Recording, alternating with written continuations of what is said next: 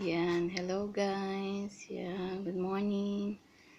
Ngayon ay June na, no? June 28, 2020. Naku, ilang days na lang. Matatapos na naman ang June. So, welcome July na siya.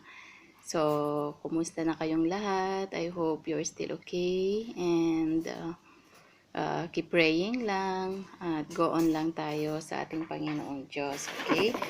So, yan, iayos lang natin. Okay? So, muli ito, Sister Jackie, meron tayong magandang itatopic about yun sa, sa Holy Spirit. Yan. Okay? So, sabi niya doon sa, buksan natin yung ating Bible, no? Sa Galatians 5:22 to 23, ito yung bunga ng banal na espiritu. Ito yung fruit of the Holy Spirit. Ang ganda, no? So, napakaganda. Sabi po niya sa Galatians 5:22 to 23, but the fruit of the Holy Spirit is love, joy, peace, patience, kindness, goodness, faithfulness, gentleness, and self-control. So, meron siyang 9 fruit of the Holy Spirit. Okay, hindi po siya fruits, but fruit lang kasi it came from the Holy Spirit. Okay. So, mahirap siya talaga na i-build itong fruit of the Holy Spirit. But when God is with us at talagang hiningi po natin yan, ibibigay niya sa atin, no? At makakamtan po natin yan sa ating puso. So, ano po yung mga bunga ng banal na Espiritu Santo? So, pag-aaralin po natin. Yung number 1 is love, o pag-ibig, okay? So, sabi po niya, tignan ang ikabubuti ng iba na may kaakibat na pagmamahal. So, yung love pala, tingnan natin yung ikabubuti sa iba na may kaakibat na pag-ibig. Yung gagawa ka ng isang bagay sa isang kapatiran na galing talaga sa puso natin. Isang pag-ibig na hindi na hinihintay ng anumang kapalit at taos-pusong ipinagkakaloob para sa kapakanan ng iba. Ito po ang ibig sabihin ng love, yung gagawa tayo ng isang bagay na talagang galing talaga sa puso natin, bukal sa ating puso na tumulong sa isang tao. Number 2 po, ito po yung joy. Okay, ito yung sabi niya, isang tunay na kaligayahan na hindi nakabase sa anumang sitwasyon sa ibang tao, sa ating kapaligiran o maging sa damdamin. Ito ay nagmumula sa kaibuturan ng ating puso. Magkaiba po yung joy and happiness. Yung happiness, ito yung binigyan ka sandali, naging masaya ka, no? Pero yung joy, ito po yung galing talaga sa puso, yung galing talaga sa Panginoon. Ito yung kakaiba. Sabi niya, isang kagalakan na hindi maipaliwanag dahil ito ay galing sa Diyos. Yung joy na yan ay galing sa Panginoong Diyos. Kaya minsan parang ang saya-saya mo, yung talagang ibang-iba, yung hindi mo masabi kung ano yung kagalakan kasi galing siya sa puso mo, galing sa Panginoong Diyos at nilagay niya sa puso mo at ito yung nakikita nila. Kaya ang saya-saya mo, ba't yung araw na to ang saya-saya mo kasi yan yung po yung galing sa ating Panginoon. Nawa lagi po tayong may joy sa ating puso. Okay? And then yung pangatlo po dito, ang kagandahan dito is yung kapayapaan, yung peace. So ano pong sabi niya doon sa peace? Kapayapaan sa kalooban, puso at kaluluwa. Yung peace na hinihingi po natin, ito yung peace na galing sa kalooban, sa puso, peace na galing sa ating isipan at sa ating kaluluwa. Sa Bible po ilang beses na sinabi ng ating Panginoong Diyos, peace be with you. Even sa mga tao, pag narinig natin, peace be with you. Ang kagalakan ng Panginoon ay sumasa atin. Amen. Yun yung kagalakan. Dahil ang world, ang sanlibutan, walang maibibigay ito na kapayapaan. Iba yung binibigay niya, takot, minsan yung hindi maganda. Pero ang binibigay ng ating Panginoong Diyos ay yung kagalakan na nagmumula talaga sa Kanya. Yan yung hindi natin maipaliwanag na joy or peace, ano? And then yung ikaapat is yung patience. Ano po yung patience? Sabi niya, mahaba ang pasensya. Sino po ang may mahabang pasensya dito? 'Di ba? Ang hirap na magkaroon tayo ng mahabang pasensya, yung patient. But God is good dahil binigyan po niya tayo niyan, okay? So sabi po niya dito is mahaba ang pasensya, mapagtimpi, hindi agad-agad nagbibitiw ng mga katagang makakasakit ng damdamin at hindi madaling magalit. So napakaganda po nito na meron tayong peace o meron tayong kapayapaan na nagmumula sa ating puso.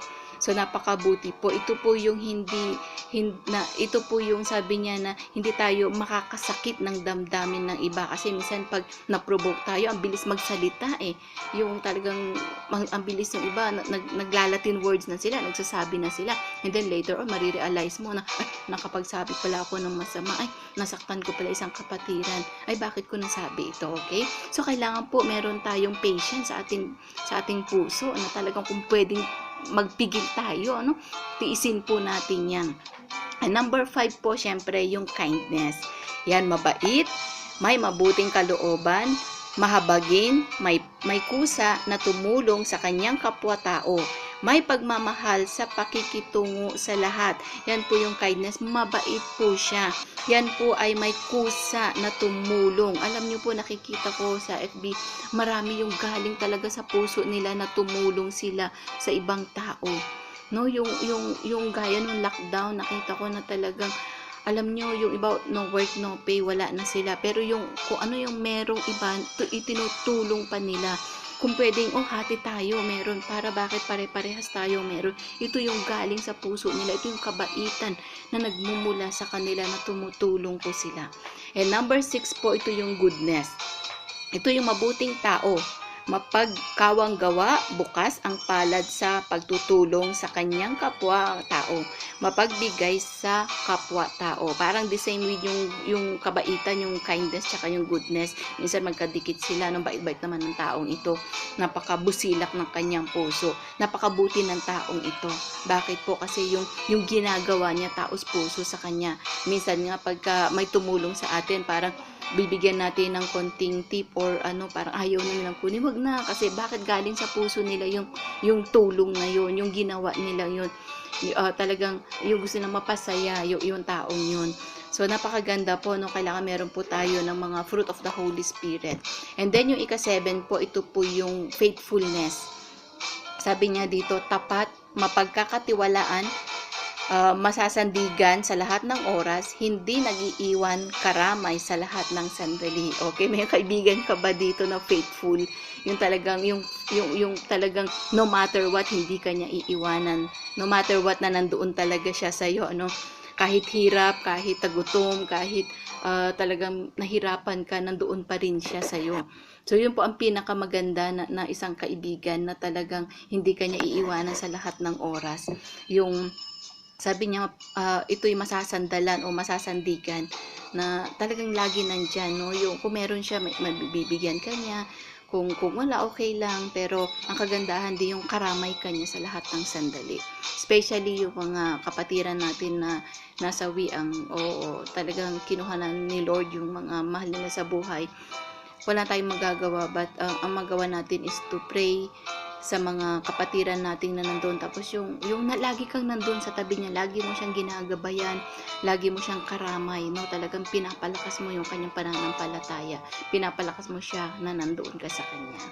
And then yung number 8 po is yung gentleness. Yan, gentleness, mahinahon, mapagpakumbaba, panatag ka kung kasama mo siya, at kalmado at masarap kasama. Yan. Meron ba kayong kaibigan na masarap kasama, na laging, panatag ako, secure ako pag kasama ko siya. Yung kalmado ako, na hindi ako nangangamba kasi nandyan siya, okay? So marami pa rin po ang mga gentle na mga kaibigan natin, lalaki, babae, lagi siyang nandyan po para po sa atin, okay? At siya po ay mapagpakumbaba niya. Okay, and then last po, ito yung pinaka-9. Number 9 is of course yung self-control. Sino po yung may self-control sa atin? Yan. May pagpipigil sa sarili. Okay, may mabuting asal, hindi marahas, hindi basta-basta gumawa ng hakbang na maaaring pagsisihan niya bandang huli. Yan po, yung may takot siya sa Diyos, of course. Yung napipigilan mo, yung pinoprovoke ka na ng isang tao, yung pinipigilan mo talaga na hindi mo siya masaktan, mabitawan ng salita o manakit ng isang tao. Talagang meron yung self-control mo. Meron yung magandang asal siya, na nandito pa rin. Yung better na wag na niyang patulan, kasi may pinag-aralan siya o may takot siya sa Diyos, di ba? Mas mauunawaan niya yung taong yun. Kasi meron siyang self-control. Kailangan meron po tayong mga ganun. And of course, kailangan meron po tayong takot sa ating Panginoong Diyos, okay? So, meron po tayong part 2. Don't forget.